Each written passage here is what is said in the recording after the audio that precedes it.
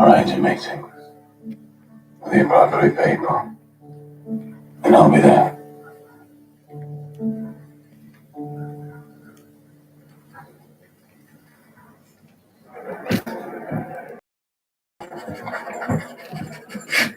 Vinny, come on, you lazy bastard. Well, what's all that? The room is clean. Right. Lock it all down. All right, boys, lock it down.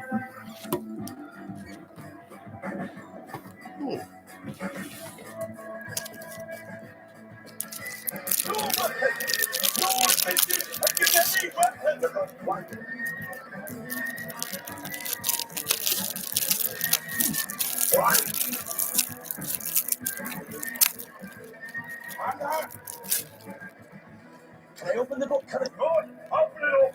Yeah.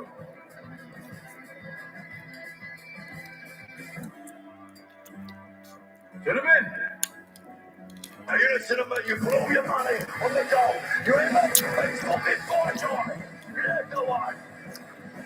Boys, go. Come on, boys, and test your bets with me. Honest Johnny Dance, the only show in town in order of your special constable numbers, the Peaky fucking Blinders.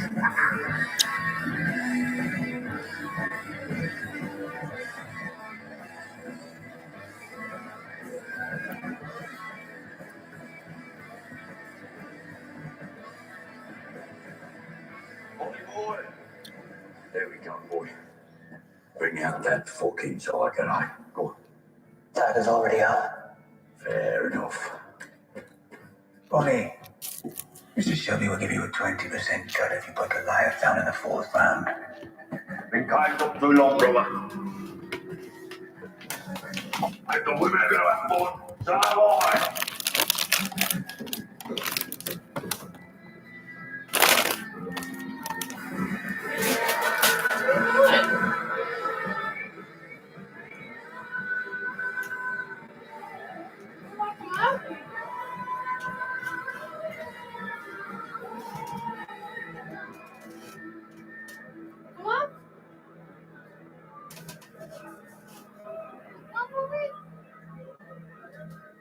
Bleeding?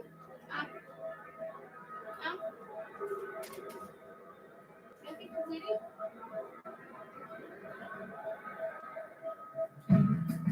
No? Look like it.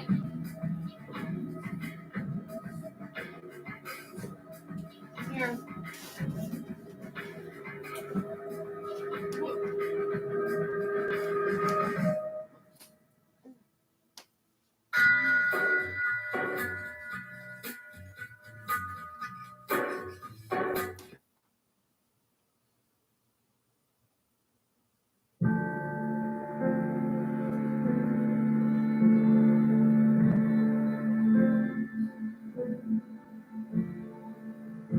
Take a walk to the edge of town and go across the tracks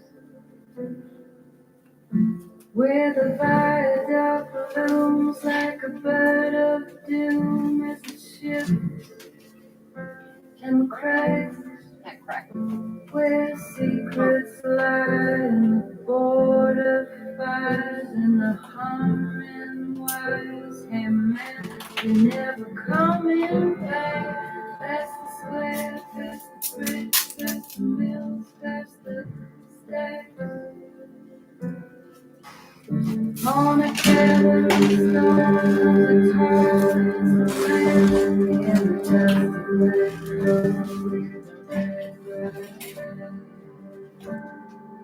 What? I'm coming back. Relax.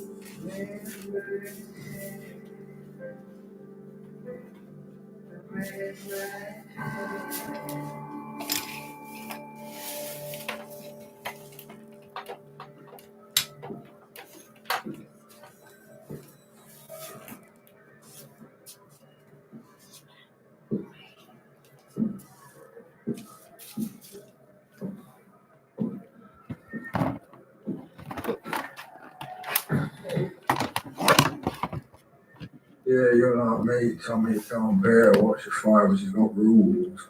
Ah, So we've got, imagine that What? you not see at all. You were born blind. maybe I Then give you a one day- painkiller? You open up your eyes and you can see everything in the world. When before you could only Last one, Jocko. There it is. The revelation. Yeah. Make sure I keep the bottle this time. I've Last had painkiller. Come on. I saw a beautiful house down in Norgate, great big white building, only puzzle tree in A letter of it. society. Beautiful. A piece of heaven, actually. You can see the way curves. I thought to myself, Alfie, what are you doing? What are you doing? Why don't you just sell every ounce of gold and sell every barrel of rum you got and just buy yourself some time, mate? I feel very I need to uncomfortable buy myself with the some thought of time. shooting somebody. Like, oh yeah, you want to know what's more uncomfortable? I Getting haven't shot by yet. I somebody. need to get myself some rest. I need some rest. That's the Americans here, you know, aren't they? So, that's it. You know, ever since the war, the Americans. Big. Fuck. Always.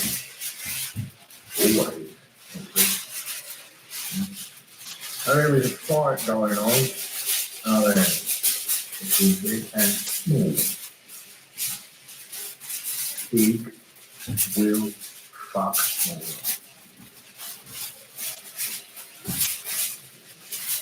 Right, more right there.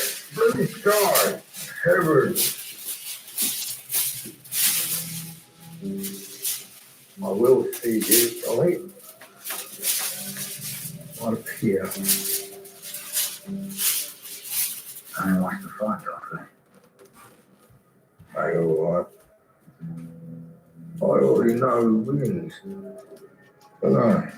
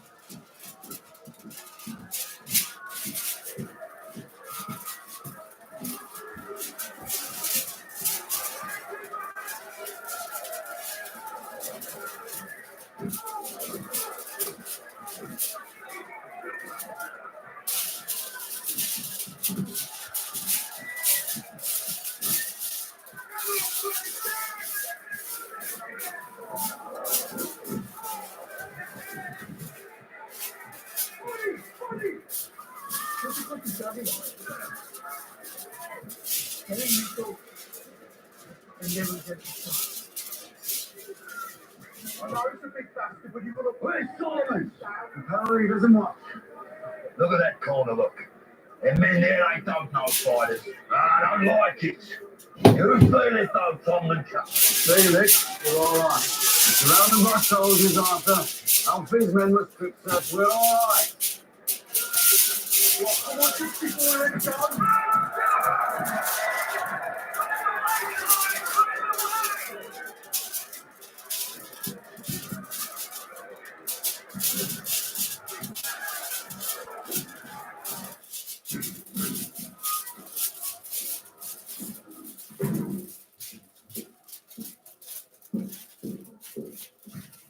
So what did Tommy say when you told him?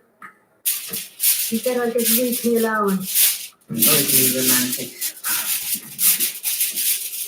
Of course, his company treasurer, I shall be questioning that expense. He said something like, we've had enough there, let's have more. How?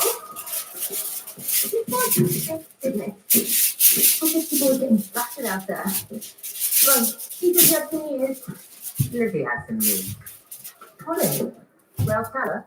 Now, while the men are screaming for blood. Oh, this wig. You're gonna need it.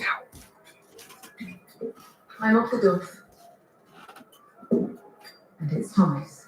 How far gone are you? If I were going to London, I'll be in Coventry. And are you carrying on past Coventry? All the way to fucking Piccadilly Circus. You found out whether it's a boy or a girl, Paul? No. Go on then.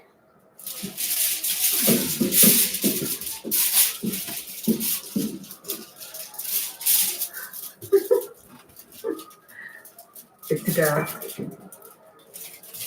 Call her Ruby. Ruby Shelby. She'll be a star in a Hollywood movie. Congratulations. Here, Linda. Welcome to the extraordinary general meeting of the Shelby Ladies Club. Let's put on my back. Women out there, spitting. No, Princess, sit on your back. Don't let us stop you doing what you came in to do. What? It's helping me get through this fucking nightmare of being stuck in this week. Well, since you're here and you're almost family, Lizzie's got some news. I'm pregnant. Oh? And who's the father? Have you managed to narrow it down? Yes, it's Tommy. Congratulations. You've won the raffle at last. Yeah, she's a real Shelby lady now, Linda. Just like you. Right, ladies, let's rejoin our gentlemen. And just remember, Linda, if they spit, just spit back. Sylvester Stallone's asking a guy to need a I'll see you out license there. to be on the Bye. Cherokee land or whatever. I was like, so you happen to know a couple of badasses, indigenous people, like bad face that could come help around or whatever? He's like, yeah, I know two pretty badass cowboy over there. Like I can talk. He's like, well, are they Indian or cowboy? And you look, the Indian looks at him like, I know they're Indian. He's like, oh yeah, of course. Yeah, good goal, buddy. And take it.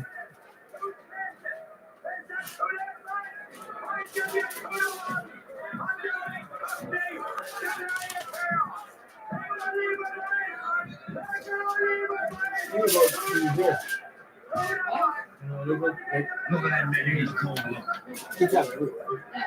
I don't know fighters. I don't know the fucking ropes. It's the pills and the booze spooking you, Arthur.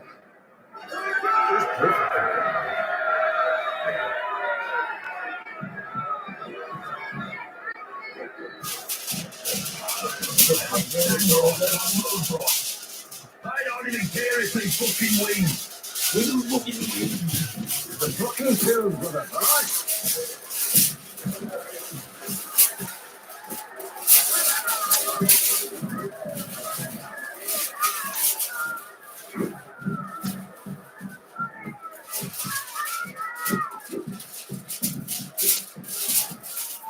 Oh, is that the match with the little kid and the monster?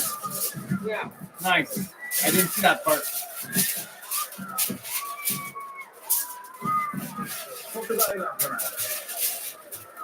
No thanks. Good job. Oh, that's tough.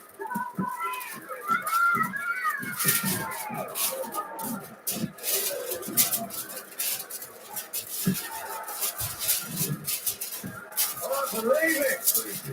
Now what's the fuss, right? Come here. Let me do my fucking job.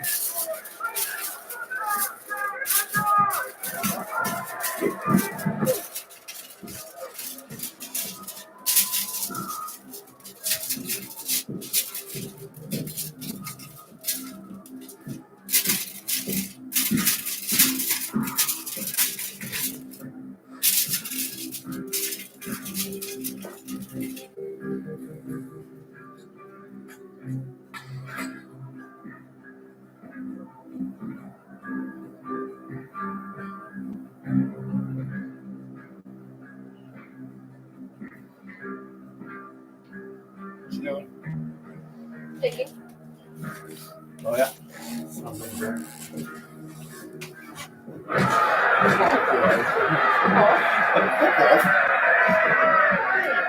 Look at your face. You just want to bite your face.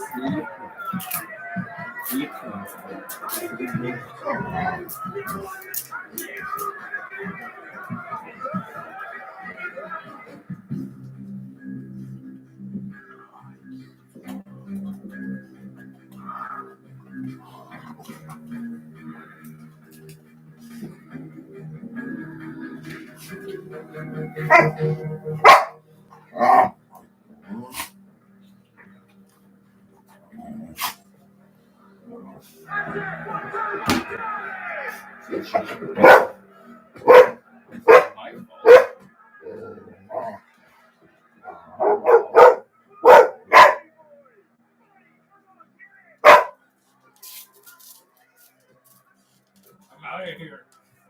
Yeah, he's been chasing.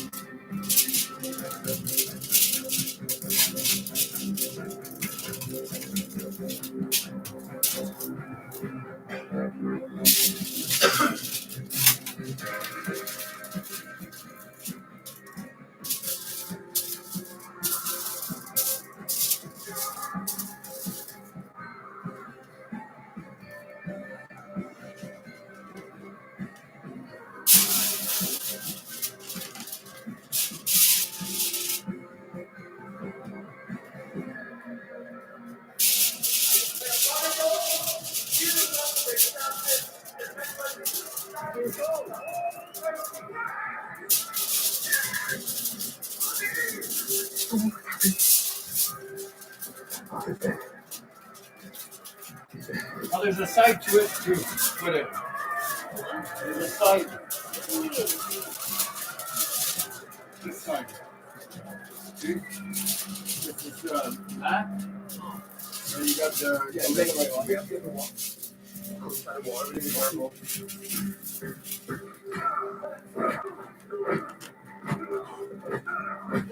I like Corey Trevor good. Corey Trevor. My brother is dead.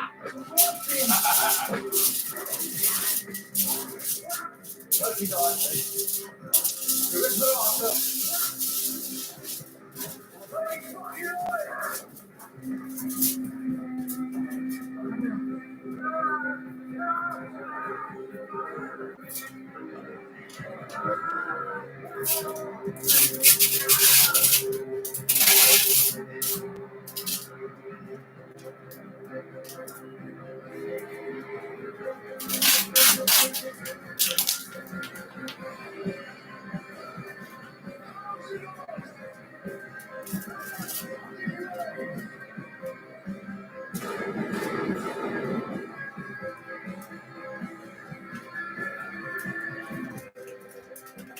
My brother is dead!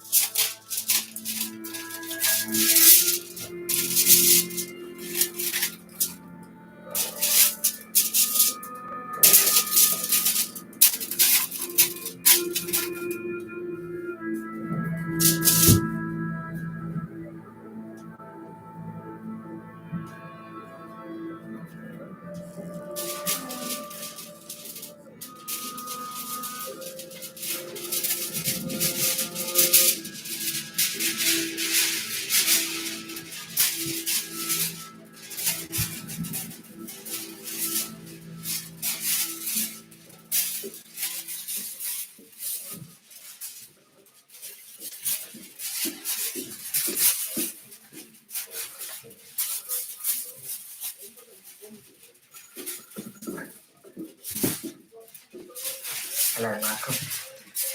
I've seen a tennis plan. Situation different. Arthur's dead.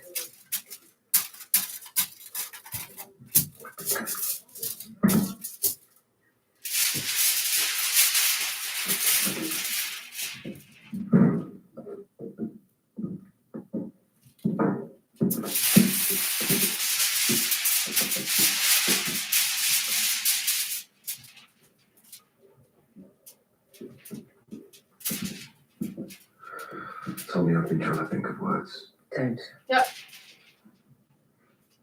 Words don't work.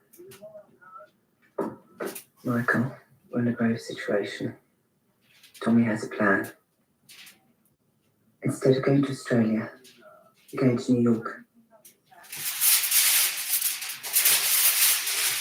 Why? It's a company of business to attend to in America. And I'll be coming back. Same reason in our life.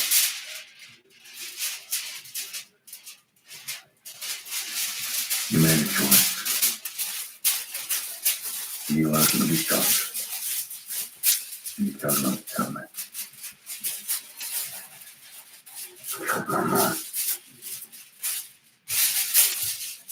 When all is Christmas is over, we'll all be free to make our own choices.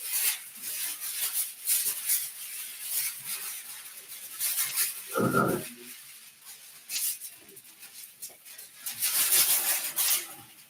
You're trying to do the assessment now. Ourselves tomorrow. Now you can go.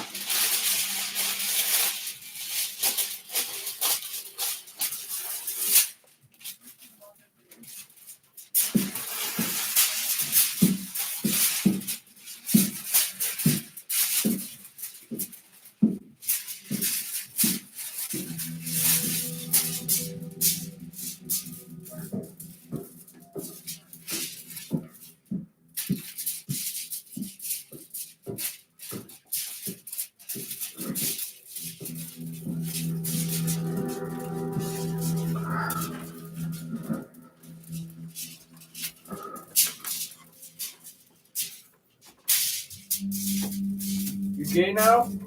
What? You're hidden in the closet. Ha ha ha ha! Thanks. I think I laughed a little bit too hard.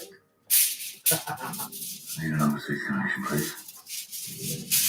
No, sorry.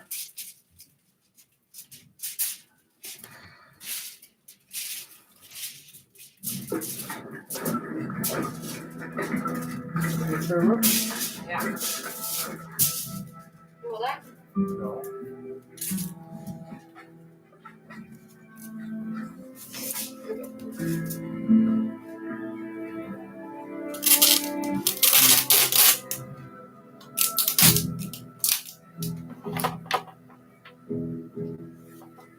Tommy! So I better come.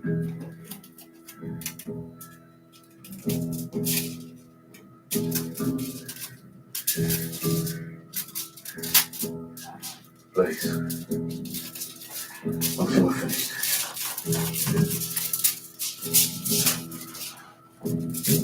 Like you ran away before you criticized? Well. I am not criticizing at all. I seen that job you did with your little garden thing. I'm just waiting for the results. You're no No. The results that count, right? What? The results that count. You took my husband and my son. We took two of your brothers. The vendetta is done. We say the vendetta is won. We will take everything you have. All your businesses signed over to us. You agree to this. And my son will kill you all. One by one. The vendetta is won. That's it. I'm not killing. Who did you think you were, Mr. Shelby?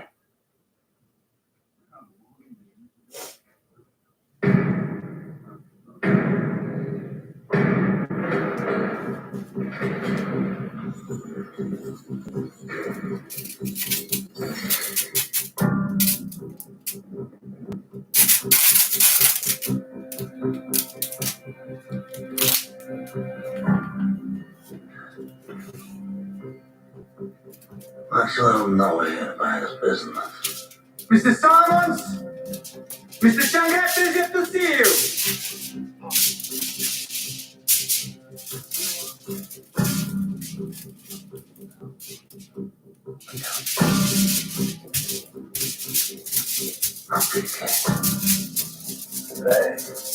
They won't crack. This ain't with the captain. And you might want to tell them not to open that fucking door. Hey, Victoria! Assessment link in the form!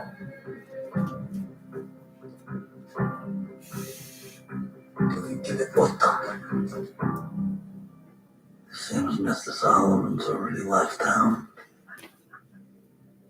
So all this is mine.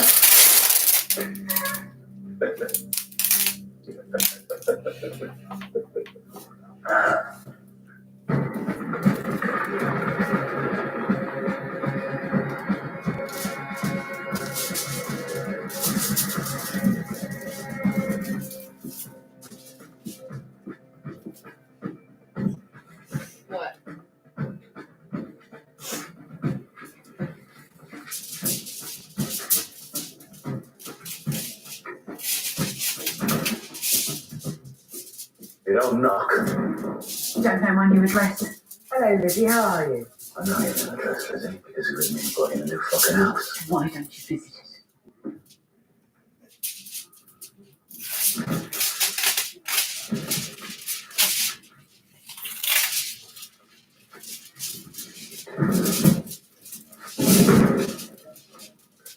I've been busy. Busy doing what? Preparing for tomorrow. Well, tomorrow. Lake Agenda activities coming to Birmingham. Zarto. He's already taken over Alfie Solomon, Savini, Titanic, all of them. And now he's coming to take control of Shelby Company Limited. What are we going to do about that? I don't know about it.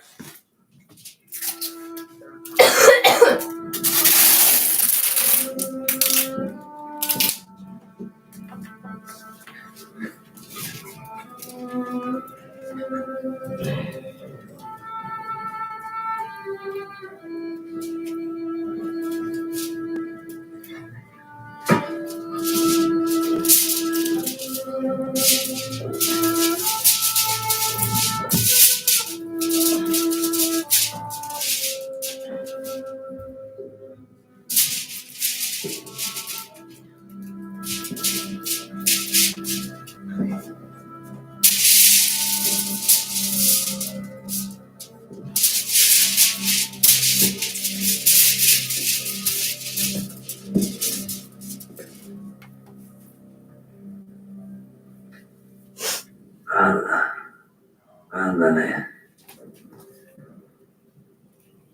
all that's left is a big fucking blast.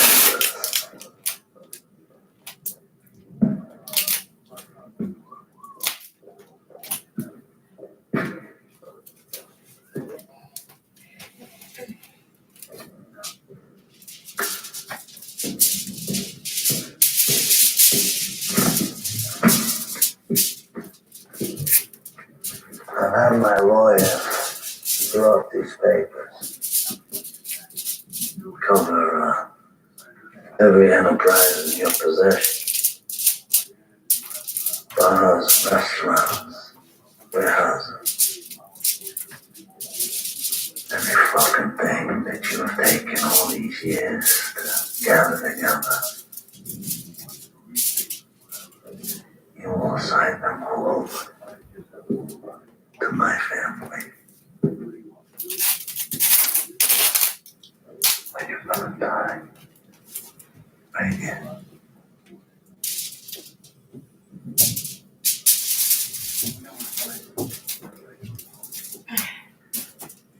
I would have buried you all. What? But my mother, she knows you. She said, it'll be worse for you if I let you live. And take away everything that you have.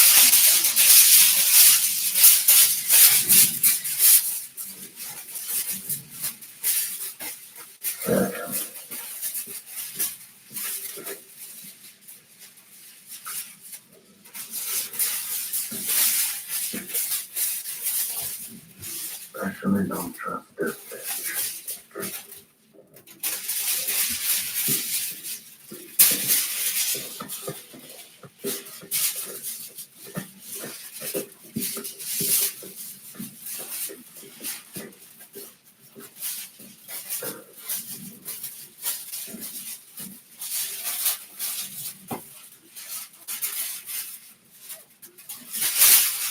Oh. I'm every fucking one of them.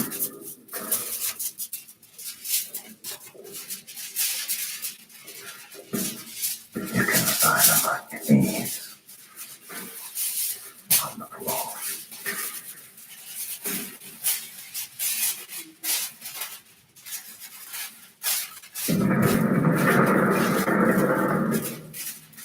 Get on your fucking knees and sign. A friend of mine once said, Big fuck small. So I had to find someone bigger than you. You may know there's two families in Brooklyn. I want to take over your monopoly on the import of liquor into New York. If they need against you in New York, they'll start a war between families. But if you were to die in a vendetta with some fucking bookmaker in Birmingham, they could take over your business without a war. We also contacted a business in Chicago. He's also interested in moving into the liquor business in New York. His name is Alphonse Capone. If I'm talking about my book, See all the blood relatives you brought with you from New York? They're all dead. Mr. Chandretta. And these men here, they work for money for the highest bidder. They now have new orders. Hello, man.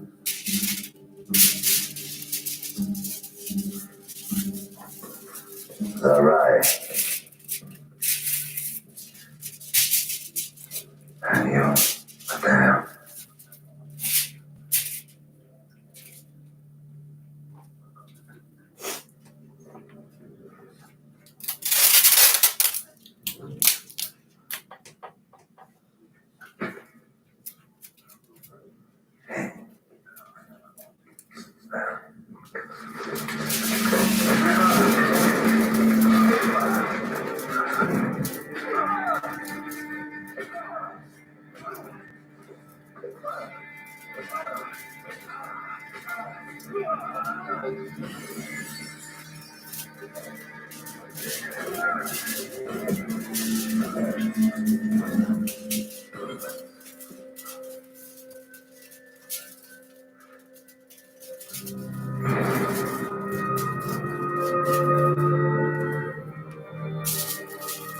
Harvey's been injured, but he's all right, Bob. We need to make the belief that he's dead. To everyone, you, me, and Linda, Arthur Shelby is dead. I've got it all worked out. We can use his death in this war.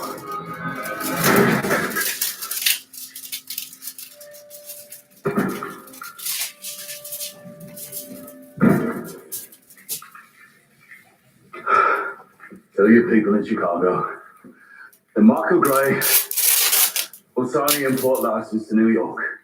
300 barrels of English dry gin a month. Blood. Oil. Tell your boss what you saw here today. Tell him. You don't fuck with the Peaky Blinders.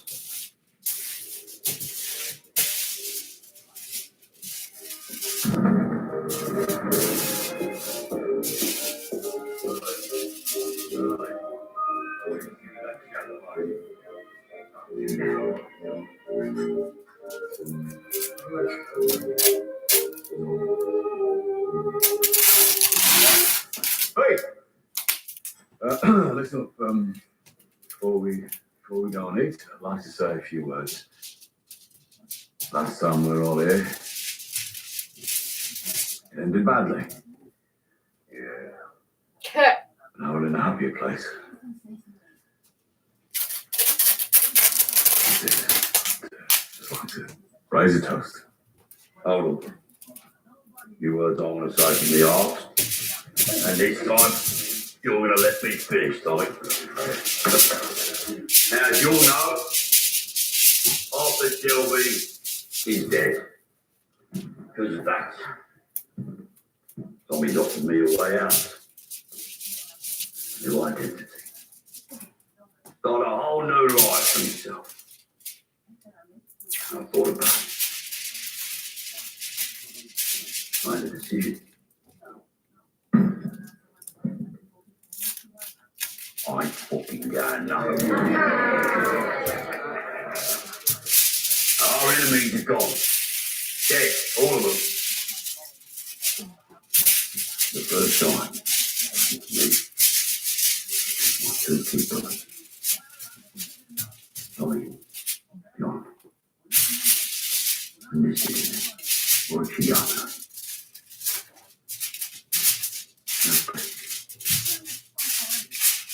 So, I think I'd like to make a proposal. All of you, the Shelby Company Limited, insist that Tommy here take some time off. Time you took a holiday, Tom. Put your feet up. All's over. No one wants to kill us. Please. Please.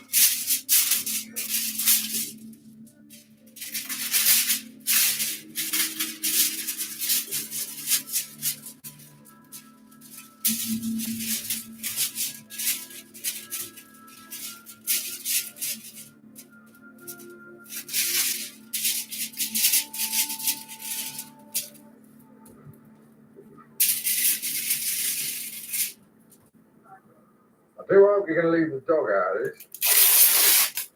What easy to find? Yeah, well, there's a good reason for that, Tommy. So I wanted it to be here.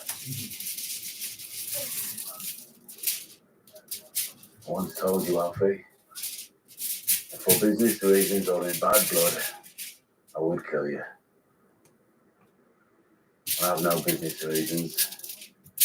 It seems you have retired.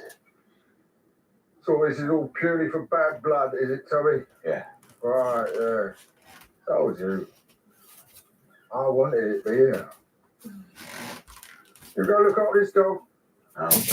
You Right, then. you gonna When look his after name this is dog? Phil, No. he will be very upset and distressed, so you'll need to find him someone. Not on. No. Oh, we dog.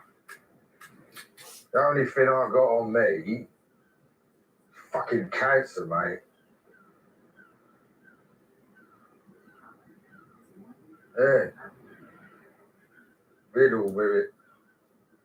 Doctor told me I might have picked it up in France in a gas or something. He even showed me a photograph of it before I met you at the fight. So I said, Margate, right here I am. Come on, Tommy. You know, it's an honourable reason now to pull that trigger. So why Alfie, look at me. fucking get on with it. It's not that like a little girl. And stop acting like a little girl.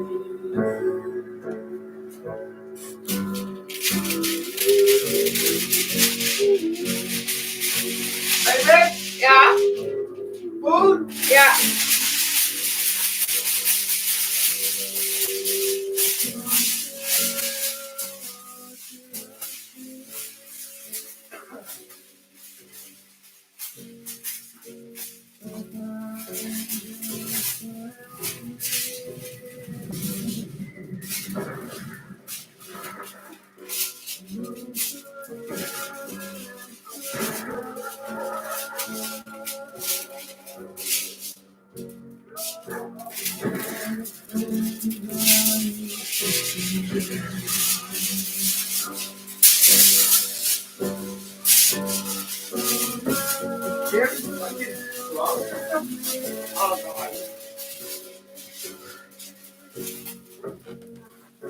Hey, you're out of prison? How was Papa?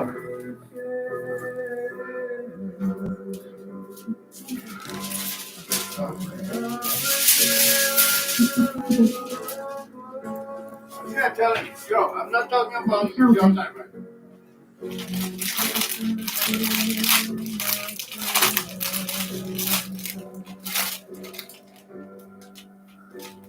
Mr. Shelby, you're not yourself. I should call the doctor.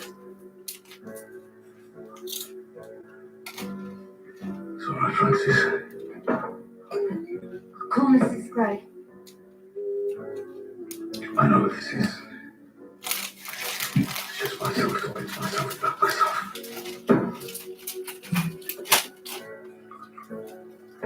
Right, thank you.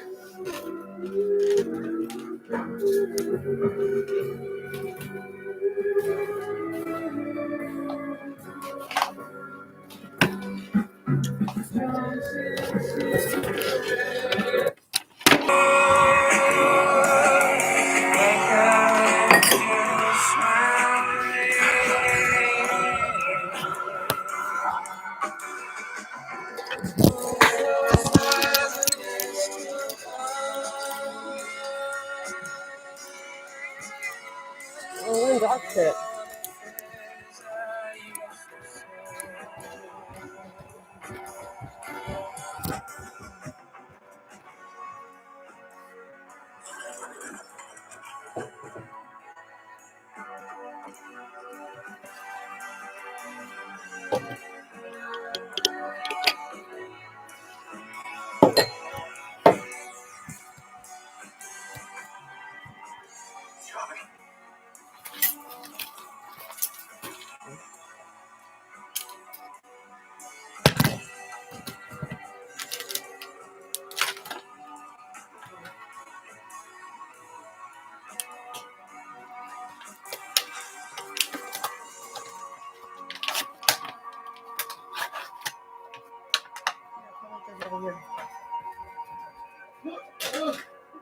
God damn it. Okay. I have to go get my phone because I'm missing my show. Okay. BRB. 2 seconds. Oh.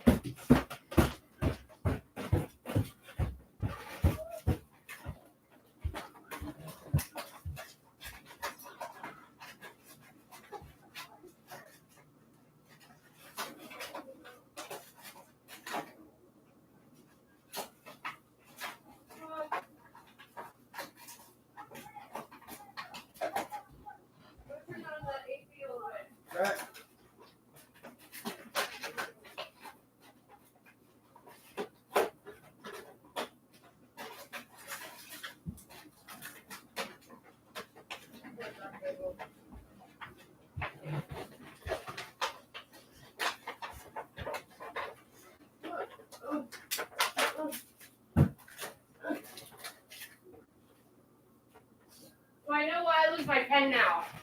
If I drop it, sometimes it just like pops out. Like, because it's got the spring in it.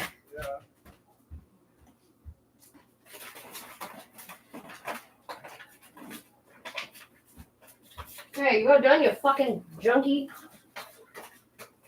Jesus Christ. Nice.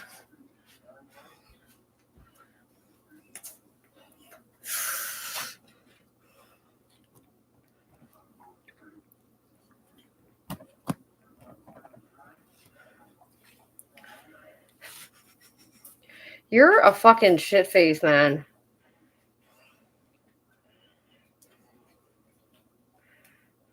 Let's finish this. These people. It's just nuts. But again, don't think about it. Don't worry about it. Keep going to work. Keep paying your taxes. Keep being a sheep. Just be a Canadian and shut up. This should cause a revolt. This app alone should cause a revolt. And you know what's funny I want to mention? I have brought this up for months to Conservative Party members, who I won't yet name, but they're very popular, ones I used to respect very deeply. liberals, they're the ones making this happen. And nothing, crickets. I've sent them emails, I've called them, I've spoken with campaign managers, I've spoken with office managers. All I get is lip service, and we get no results. No, don't eat that. So you need to call your local Conservative MP and ask them what the hell is going on and why the hell they aren't doing anything about this. But nonetheless, I digress. Let's get into the available online funding reports that the Canoe app gives us. So they have hidden most of their declarations, but we can see that in 2021 to 2022, they got $1.89 million in government grants, which is disgusting. In the following year, they got $2 million, and then last year they got $3.7 million. So not only are we funding them to the tunes of millions of dollars, but every year that number is going up. And let's go through, before we get off of this, let's go through the totals since inception. So the burden to the taxpayer that the ICC, the Institute for Canadian Citizenship, has been since 2005 till now. So 2005, $1.1 million, 2006, $3 million, 2008 it went down. Thank God. Baby? Well, one grilled cheese or two? One. The white one? Yeah. Racist. It did, but it, again, didn't stay like that for long. 224,000, 2009, 10, 11, 12, 13, and 14, and 15, 224,000. There's Conservatives for you. And then in 2016, the funding jumps back up. 1.1 million, 1.1 million in 2017, 2018, 1.1 million, 2019, 1.1 million, 2020, 1.1 million, 2021 to 2022, 1.89 million, 2022 to 2023, 2 million, 2023 to 2024, 3.7 million, and 2024 to 2025, average estimate from the numbers from before till now is about 1.1 million. So in total, the ICC has received close to $20 million. So the ICC gets $20 million, the Canoe app gets $14 million, and you get screwed. And here we are in Canada, with a fourth Liberal term, with election fraud everywhere, and we are just ripping the Canadian taxpayer off. And the Canadian taxpayer does nothing but says, "Thank you, master. Give me another." Ha! When will Canadians wake up? I hope you learning about the Canoe app today wakes you up. I hope you end up in the street protesting. There's nothing short of protesting will get anything done. Unfortunately, most Canadians have lost their backbone because of the War Measures Act that was enacted last time that we tried to stand up for ourselves. What is it? Igniting civil unrest is not worse than dying on your feet. And that, unfortunately, is where we're at in Canada. It's time to wake up and understand it's over. The life that you think you live, it's over. We are getting ripped off and we are getting taken over. And unless you stand up and do something about it, it's going to be so bad by the time you are finally ready that there is nothing you can do about it. With that being said, good night, patriots and liberals. What? Well, Mark Carney's over in Italy trying to pretend that the world has respect for him. Because they remember him as the man that destroyed the British economy.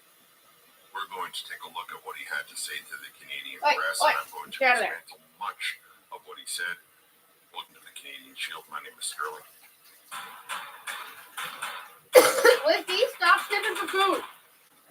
Well, Mark Carney's over in Europe and Italy because, he believes everything is a crisis and everything is a disaster. So, of course, what do you do when it's a disaster and it's a crisis and the world is... it sounds like Derek. You up and leave. When it's a disaster and a fucking crisis, you leave. To swear in the Pope or people that are Catholic, I suppose it's a big deal. I don't know why our Prime Minister had to show up. And he's making quite a big deal about showing up. He's trying to make it seem like he's going over there and shaking a lot of hands. Now, I didn't keep any of the interviews he had with the various people because, honestly, it's just a bunch of theater. It's just two guys that are showing up on time to the same spot and then going, action, and they come out and they say their 4 or 5 lines, and then everybody cuts to commercial. No point of fucking listening to anything liberals fucking talk about anymore because it's the same script recited over and over and over again. And 2 different people come in. It's He's just desperate to constant make people dodging believe that he's questions. doing something. And so when he was asked about the budget, you would think that he would have something strong to say. But it turns out, well, I'm going to let you hear it, and then I'm going to point to all of the inconsistencies in it, because you and I as Canadians need to see it for what it is. Before we jump into it, I'll show you just the meetings between these four leaders and how Carney is so desperate to have people think that he's over in Italy doing something of consequence, that he's trying desperately to get the EU and all of these countries to make it seem like he has credibility on the world stage, which we all know that he doesn't. However, he's got his own press corps. He's got a private press corps, like, you know. Trudeau CBC, couldn't CTV go on the Global. world stage They anymore follow because him he around kept getting like puppy dogs, and fucking they fawn over him. It's kind of, ripped a new asshole. well, it's a little gross, if I'm honest with you, the way that they fawn over him. However, it's no different than the way they fawned over Trudeau. And I guess when the guy holds your purse strings, that's the trade-off. Eh? All you got to do is sell out your dignity and your credibility, and you'll get a weekly paycheck. Got it on brioche? Don't know that it's worth it. But do you want it on brioche? So anyway, here he is with the German Prime Minister. And, of course, it's interesting that they have to throw the EU flag in there. Then they have the president of the EU, or I forget her name, Ursula something, I think. I don't think that she's that good of a politician, and she's really barely holding the EU together. Then he met with Zelensky, who really only showed up because Canada sends him a lot of checks. Zelensky is firmly in the coattails of Donald Trump, and all other people either do what Donald Trump wants or get out of the way, because Zelensky has done a 180 for Donald Trump. You'll remember how in January he was a big tough talker, and now he's like, please, Mr. Trump, come in and take any material that you want, and I will absolutely sit on a conference call with you and Mr. Putin. And then, of course, there's the Italian lady, who I think is quite sharp. She is. But I She's find very it funny funny. that she's the only one that wouldn't speak to him in English. And she brought a translator to whisper in his ear. I would also That's a point to Putin. how, Putin won't speak to people in English. well, He if you can. look at the way that they're sitting, it's remarkable how similar it is, in my opinion. There'll be a budget in the fall. In the short term, it's a very short parliamentary session. Similar. Literally, they say literally the exact same script as the last guy. Under the Like, House's rules by the 20th of June, so it's really 3 weeks. We have some very clear priorities, which, as you know, Same thing. Doesn't anybody notice that? the campaign, those who Gravy followed my bill. remarks, those who followed my opening press conference, would include the federal government taking all the steps it can to help create one Canadian economy out of 13. In addition, initiatives such as the middle class tax cut. But there will be a budget in the fall. To that point, with your economic experience as a former governor of two central banks, why not present Canadians with a budget at the very first opportunity? Well, this is in fact based on my economic experience. There is not much value in my judgment, and it's considered judgment. It is judgment based on experience. That there is not much value in trying to rush through a budget in a very narrow window, 3 weeks, with a new cabinet. Effectively a new finance minister, just reappointed, but a new finance minister, rush that through. For example, in advance of the NATO summit, which happens after Parliament rises. So the NATO summit, 23rd, 24th, that is going to be a very important event for the security of Canada, but also it will have fiscal implications. It will have budgetary implications for Canada. That's one example. To have a budget before we substantially advance further our discussions with the Americans with respect to our economic partnership, to have greater clarity around that. I'm not saying we'll have perfect clarity, but to have greater clarity around that. Again, that's another factor. A third factor, one of the things that we emphasized and are working on from the start of this new mandate is improving the efficiency of government spending, looking where we can reduce costs at all possible, and improving the productivity of the public sector. We are launching that set of initiatives, having greater visibility on that as we prepare a budget. All of those three factors. So defense spending, the economic outlook, including the tariff relationship with the United States and the efficiency, all of those coming together, we will have a much more comprehensive, effective, ambitious, improved budget in the fall. Well, what a load of BS that turned out to be. We already know from Philip Champagne that he was giving marching orders in that first caucus meeting to come out and tell the world, tell Canada, that they were never going to table a budget. It was going to be the fall economic statement that was coming in October. Now, all of a sudden, it's not that he's not going to table a budget. He just doesn't have enough time right now. So, first of all over ex-Melanie Joly is like, oh, we're going to make 13 out of 1, 13 out of 1. None of that matters. It's all the premiers. There's nothing really federal that can be done about it. And I wish that they would stop acting like they're the central government of China and start realizing that they have certain mandates and certain things they can accomplish and certain things they cannot accomplish. And they have to appreciate that what we're talking about is because a lot of the products were the same. And so the industry going from one to the other without the infrastructure, it's ridiculous. Anyway, then they want to talk about how, oh, no, it's Trump's fault, right? We got to find out what Trump is going to do for him. First of all, no, if you're worried about 13 out of 1, then that should be all you're worried about. You don't worry about our economy. You're not worried about what Trump is doing. You're not worried about it's not Trump's fault. Stop it. Like, no, I'm just so stop tired talking of it. It's about like, Trump. Trump is coming. Trump is coming. Like, well, for me, it's a crisis. It's a crisis. Okay, you got your vote. Oh, well. like, aha, Trump is so crazy. Like, now we're over it. No big deal. I mean, I got the NATO. I got to go to Italy. I got the G7. I mean, I'm a very popular guy, and I don't really have the time to put together a budget. Even I claim that I'm an economic wizard and a master of all economies, and that in an emergency, what you need is someone like me. Now I've decided that it's not that big of a deal. There's no worries. Trump will decide what we're going to put into our budget, and if we can maybe get a couple of premiers to agree to a trade deal, that'll be fine. Pipeline or energy, that can all wait. There's no big deal. It's no crisis. Unbelievable. Unbelievable.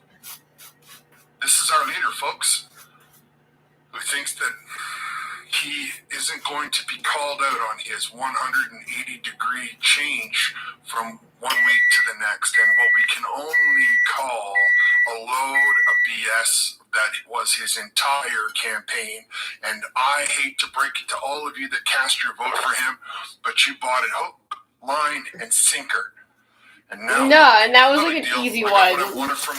Like, Trudeau was very convincing. This guy's a fucking moron. Like, obviously, just no clue what's going on most of the time. To be challenged in a no confidence vote for at least 3 years. Excellent work. It's a good job out there, being very smart with your vote. And now that Trump has just gone away, quietly gone away, and while they're still trying to blame him, and they're still trying to convince you that it's all about the interprovincial trade, and on top of all of that, he says, well, if we work too hard right now, we're going to be spending too much money, so we want to make sure that the government, is fiscally prudent, so we'll let you know again in October. The audacity is insulting. There are now reports that NATO's chief is calling on NATO members to increase defense spending to 5% by 2032. Are you prepared to do that? A couple of things. One, the way we look at defense spending is from the perspective of security of Canadians. So first, and in a more dangerous and divided world. So first and foremost, we have signaled, and we've started to take serious action, including with over-the-horizon radar and with troop presence, air, land, sea, cyber in the north, but securing Canada's Arctic, securing our borders, greater participation as required with our allies. So all of those are coming together. The question, I've had this discussion with a number of other leaders, G7 leaders, just over the last 24 hours, the importance of starting with the outcome, what are we getting, and then working backwards to what it costs, not starting with a number or a percentage that is a cost, and then try to figure out how to spend it. That's the exact opposite way of how things should be done. So that's why it's important to have these intensive discussions that we are having with allies, G7 allies, European allies, the Americans, the Australians, and others, so that we're specifying how to get things done how to accomplish greater security for Canadians. Well, two things I can tell about Mark Carney. So Get out of the here! time that I've been watching him, when he has no idea what to say, he says and when he Thank you for your is question. cornered, he will pretend like I was he's so happy smarter not than hearing you thanks for your and question. I to heard it try the other day. I was like, oh, fuck me. I promise you, in no way, shape, or form am I intimidated by Mark Carney's intellect. Not even slightly. I'm completely candid with you. Which allows me to hear it for what he just said, which was, well, we're not going to be committing to the 5% because, well, if we commit to the 5%, then we won't know what we're getting for that 5%. So rather, we're going to decide what we're going to make and then see how much it costs. And, you know, if it costs what it costs, then it costs what it costs. Okay, time out there, but we have no military, so you should be We have no prepared to throw military. 20, 30, 40, 50% of our whole All military is in America. until it is correct. Fucking We idiot. have the largest coastline in the world. In fact, we have so much coastline that the next country to us, which is Indonesia, an island chain, has half as much coastline as we do. It's an island chain, an archipelago. And they I have no idea have what you're saying. 300 and some odd combat vessels in their navy. Really? Canada has less than 40. Really? I suppose if we had the Navy, we wouldn't be able to staff it because we don't have any recruitment or Yeah, any no retention shit. for those that Because do you get forced them all to get vaccinated and fired them, In now you're addition to begging that, them to come we're back. talking to Australia, but over the horizon radar, which I've had a little look at, it's still really in the development stages in the sense that they have three sets of it, but the guy that runs after it is still just a researcher. They don't really have And then practical Malcolm application Marquette. to it. And why on earth would it matter to us if Why we did had I do over that? the horizon radar through the North Pole? When we Oh, don't have God. so it would be like, okay, they're coming, everybody hide in the basement. I mean, it's not like we have any military that we can deploy. It's not like we have the resources and the infrastructure and the network that we can put anybody in the field. We would basically just have to, bend over and take a drive. So I don't know why we're Take worrying it about drive? over the horizon radar I when can't we have believe you NATO, said we that. have the Americans watching our northern border all the time. You What need we to should bend be over worrying and about take is it dry. putting, material Very into visual. the ground, taking it out of the ground and putting it into the hands of our troops, right into the hands of our soon-to-be warrior culture. On top of that, if you're talking to Australia about how we're going to prepare the North, that's a bit of a weird thing, as most of the Australia doesn't really get any snow. I mean, for all I know, none of it gets any snow, but I will just go err on the side of caution and say the bulk of it doesn't get any snow. Because it's Australia. What we should be talking to is countries like Norway and Finland and see Yeah, how they clearly. maintain their northern perimeters, and even Russia itself to see how they maintain their northern perimeters. Yeah, but and Australia's part of the EU, issues whatever, they or come up the against G7 in shit. the cold or in the snow or in the distances that they have to combat, how they build their buildings. Those kinds of information would be better served not from South Korea or Australia, from other Nordic countries. That would probably be the best place to begin that, and those should be the people, non-G7 individuals and countries that we should be talking to. In addition to that, they might have technology that they're willing to sell us that would leapfrog our situation, or that we can copy off of and begin to manufacture in our own country. Because the secret, the catch, the trick is to have the manufacturing in our own country. Now, he answered a lot of questions on military, which I'm going to have to do a separate video on, because the ridiculousness of his comments are starting to really kind of, they put me in a bit of a mood, if I'm honest with you. The equipment and material we need to defend, say, Vancouver or Southern Ontario is nowhere near the same equipment we need to defend Nunavut or Yukon, but it doesn't matter to this guy. That's the thing you have to see. He doesn't care. He got what he wanted, and now he doesn't care. The whole country gets into the ground for all he cares. He's in Italy, he's having a great time, and he's not going to be worried about how he makes a budget. All of a sudden, just like that, there is no more crisis. He talks about how it's a divided and dangerous world. It's a divided country, bud. And that's really what you need to be concentrating on. Who cares what's going on in the neighbor's house when your own house is falling down? U.S. President Donald Trump is expected to speak to Russian President Vladimir Putin tomorrow, along with Ukrainian President Volodymyr Zelensky separately. You just met with Zelensky for the first time face to face. Do you believe there is an opening here for peace? And are you expected to speak to Trump following those discussions? Tomorrow, yes. So independent of these discussions, I'm sure I will be speaking with the president in the future. Yes. I hate you. Scheduled with him I don't have a call scheduled with the president tomorrow. I'm seeing the vice president today. That's enough. I mean, that's enough for me. So now we see that Trump doesn't have any respect for Mark Carney or the Liberal Party en masse. I mean, let's look at some of the things that Mark Carney is mimicking on Donald Trump. Donald Trump and Germany have agreed that NATO should go to 5% spending, and Mark Carney has to make a big show about meeting with Germany. Donald Trump hammers out a deal in Ukraine and is bringing Russians to the table, even though Putin is not showing up on his own self, which I could explain to you. We'll just stay on Mark Carney right now. And Mark Carney has to make a big show about meeting with the guy from Ukraine, Zelensky. Of course, they're in Italy, so you can appreciate that that woman has probably shaken 100 hands today and had herself in front of every camera on Earth. And lastly, we see him meeting with the EU, who he's hoping he will be able to sell our steel to at 3 times the cost of what the Americans are going to be able to sell it to him for, or what the Chinese are going to be able to sell it to him for. All because he wants you to think that he, on the world stage, is even with Donald Trump.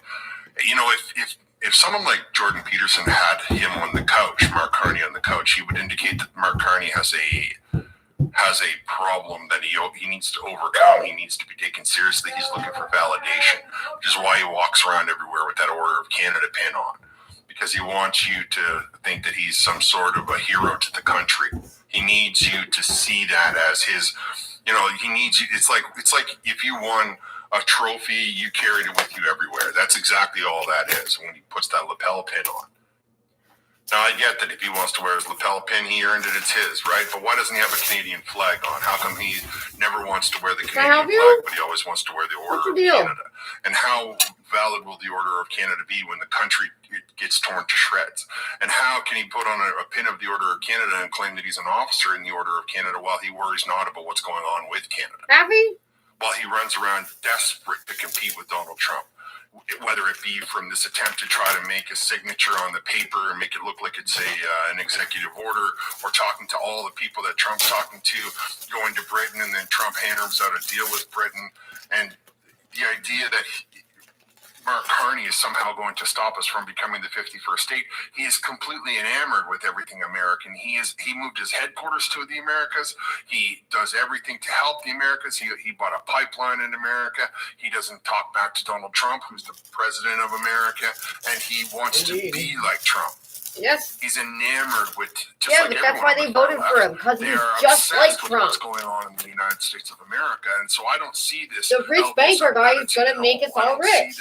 Problem is, we're the middle class. America's the upper class, so he catered to his audience. Grooming to be the president for the next 2 sessions after Trump retires, or after Trump's tenure comes to an end. However, he's still the vice president, and not.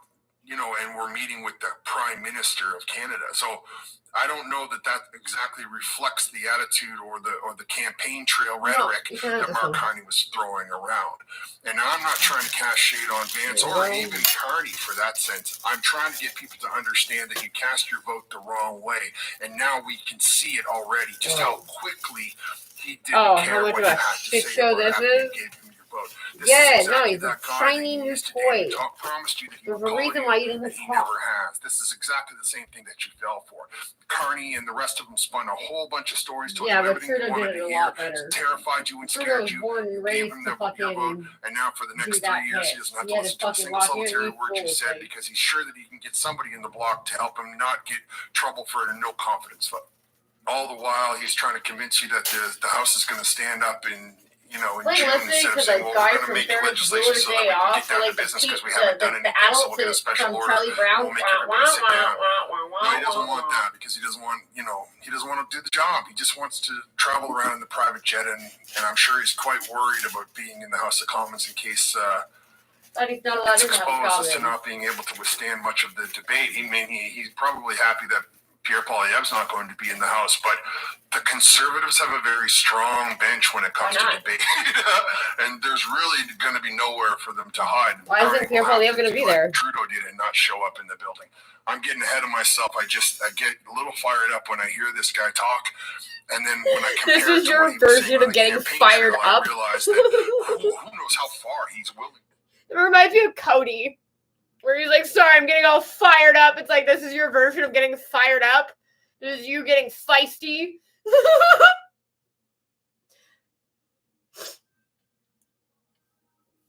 I'm not even kidding. I can live in this bra 24/7. Okay, so this bra is actually I'm not even kidding. Listen, Oh my god, this bra's tits. Tits, more tits. Leaving Western countries is getting worse. Why is this happening and where are they going?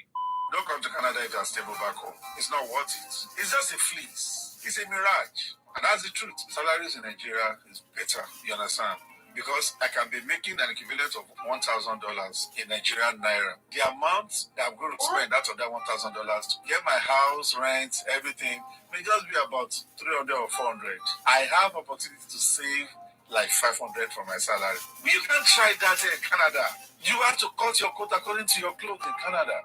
I'm leaving Canada and I'm not coming back. I just finished crying because the healthcare system in this country is so bad. If you look at a place like Canada, the pyramid housing market is set up in such a way that people have relied on their home equity for years and years and years. The housing bubble has thrived off high immigration levels which were completely unsustainable, low interest rates and loose lending standards subsidized by the government. But now you are beginning to see the big unwind of not just the housing bubble, but also the immigration bubble. And right now you are seeing more and more people who are running to the exits. They need to sell their home, cash out that equity and get out of Canada in order to actually realize that gain. Because think about it, even if they sell their home and then sit on that cash, they've then got to pay rent somewhere and they've then got to deal with the declining currency as well. And many people are moving to such countries like Mexico. They're going to places like Costa Rica. They're going to places like the Dominican Republic, Florida, Panama, Colombia, Ecuador. There are many places that people are going, including places in Southeast Asia. And many of these places are very affordable places to live, which offer a lower cost of living. And a lot of the pensioners that are moving out of necessity. It's because they simply cannot afford to live in Canada once they retire, because the fact is they need to cash out that home equity in order to live off.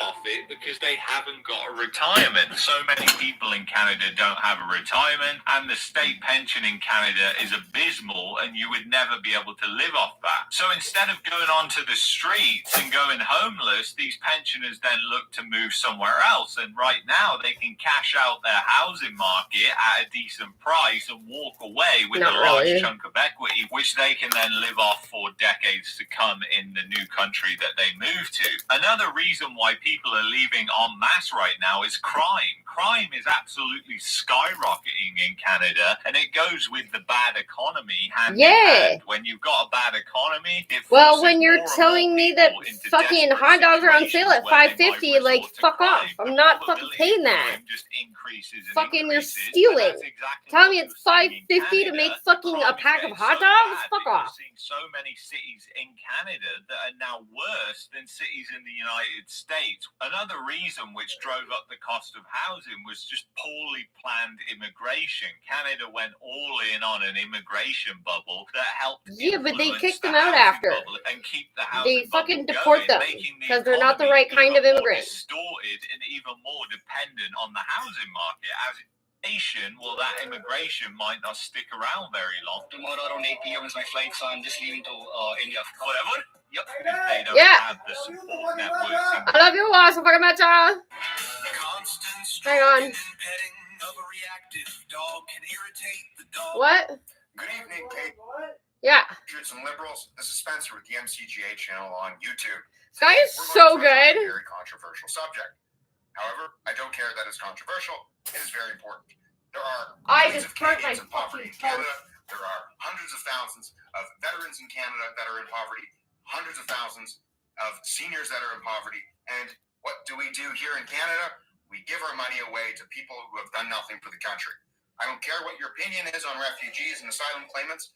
I personally don't think when your house is a mess, you go across the street to your neighbors and clean theirs. It makes absolutely no sense. You should not focus a single penny on any person who is in Canada who is not Canadian.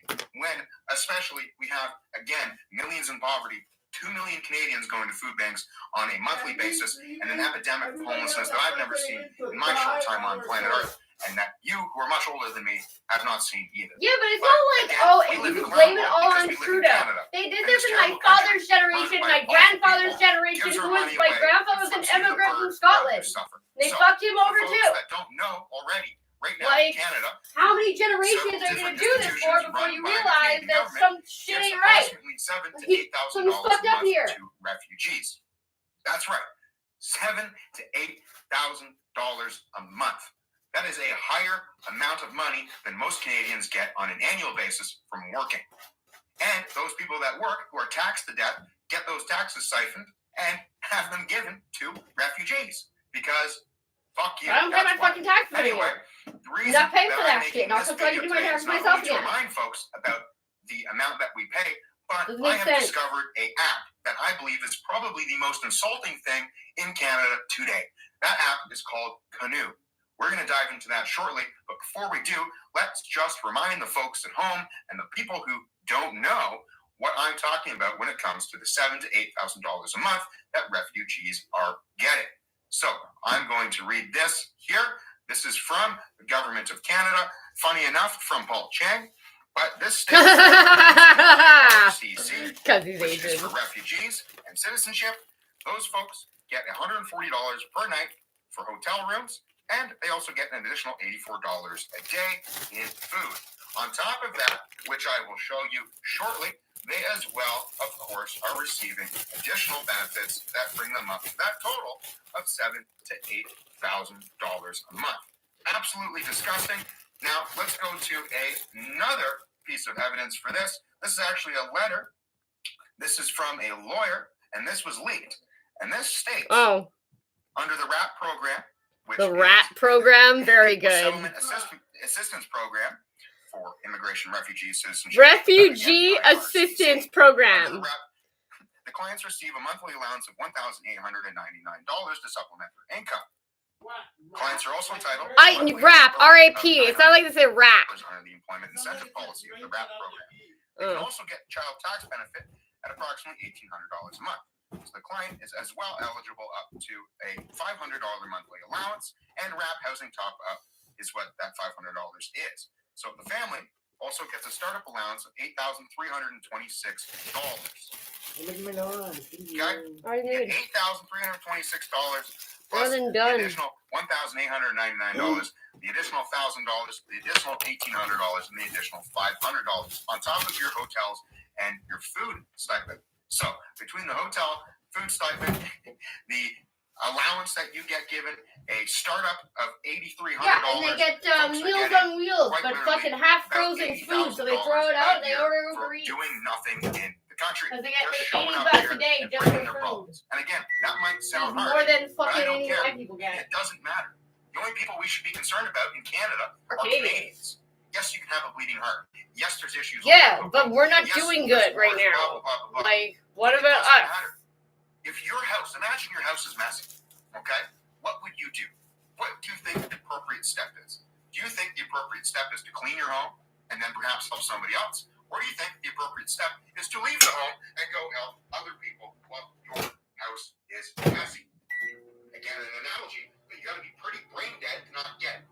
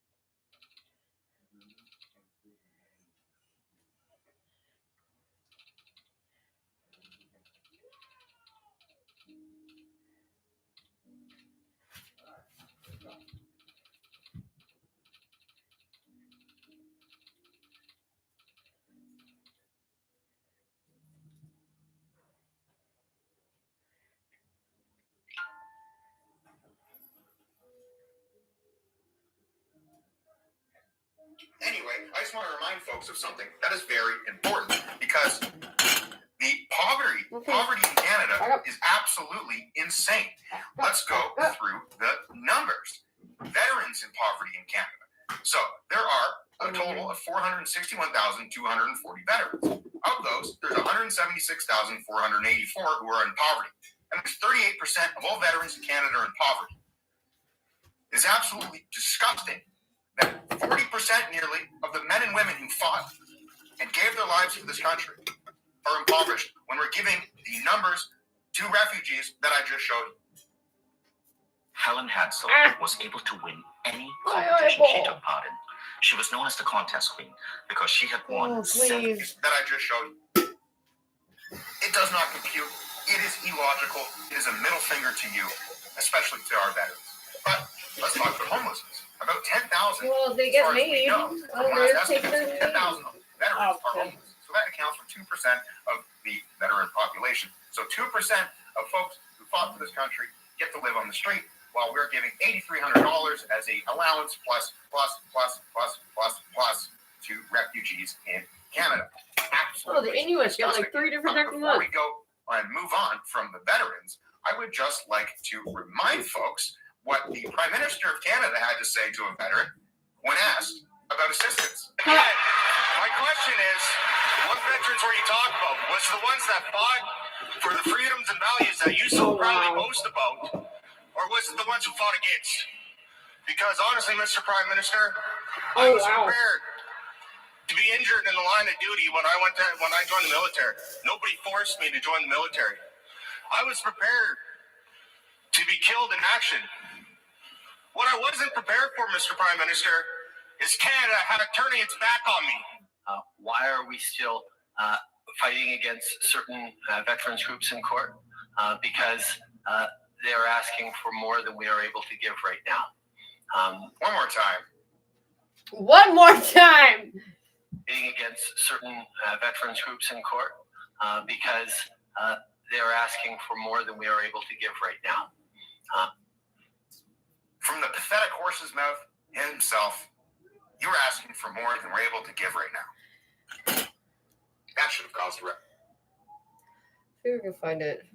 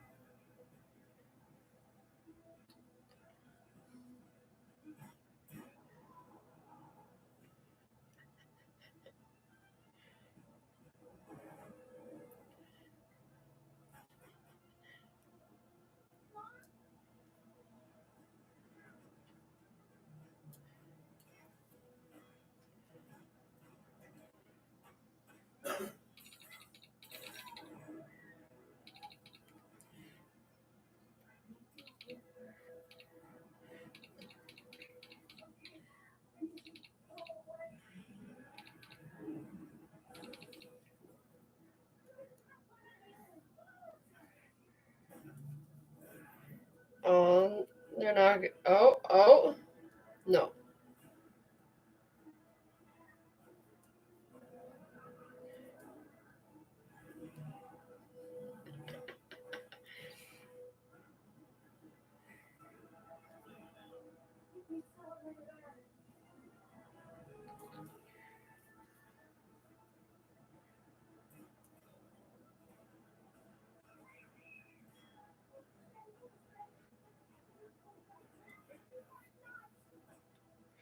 Oh, really?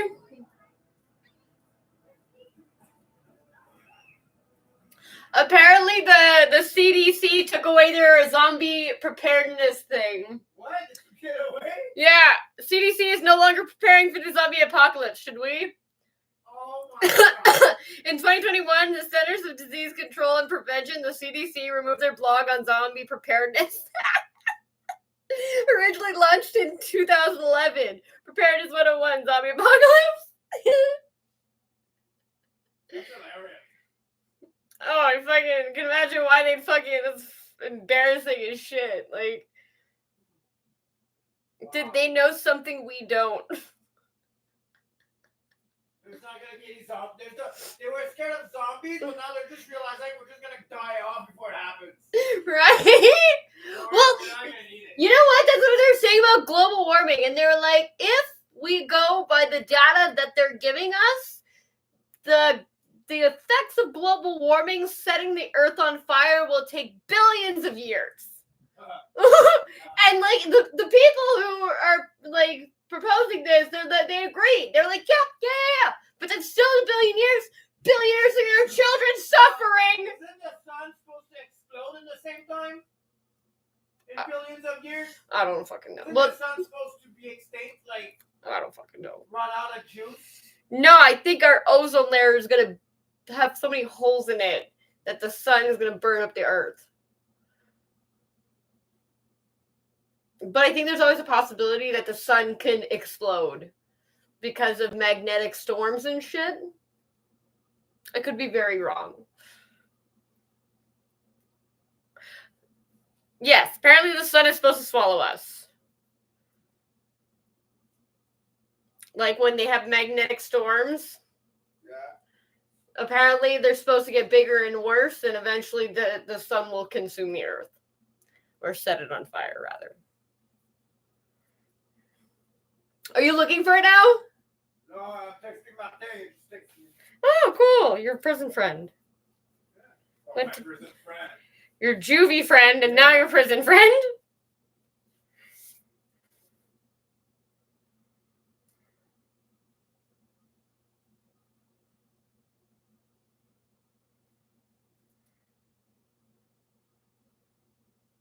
Where was that video I just saw?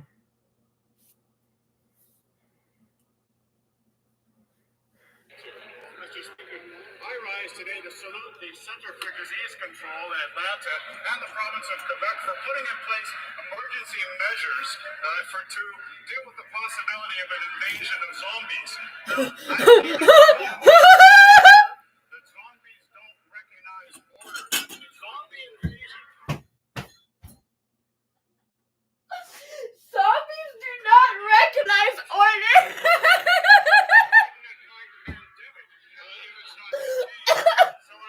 Wait a second. Oh my. Wait.